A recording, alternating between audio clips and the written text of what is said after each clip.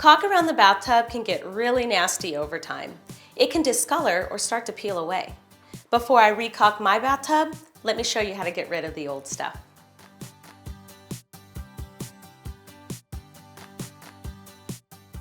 To remove caulk, you can start by scraping it with a razor or a caulk removal tool. But personally, I think it's easier to spray it with a little bit of chemical to soften it first and then scrape it away.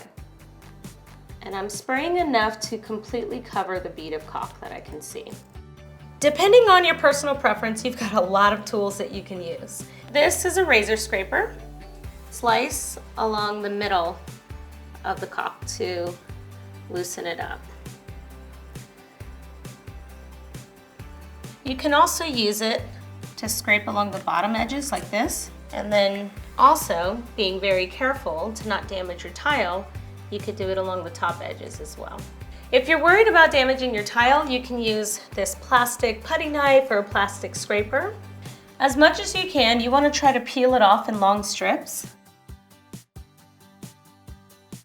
There are specific caulk removal tools like this one that can be used as well, and they're great for use in corners.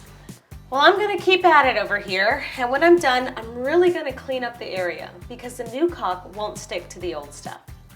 Now it's time to clean it up and get it ready for caulk. I like to use a shop vac because it's easier. The last thing I need to do is wipe this down with a little bit of alcohol. I'm just scrubbing into the edges here, wiping a little bit along the tile and the tub. The goal is really to make sure the area is nice and clean so the caulk has something to bond to.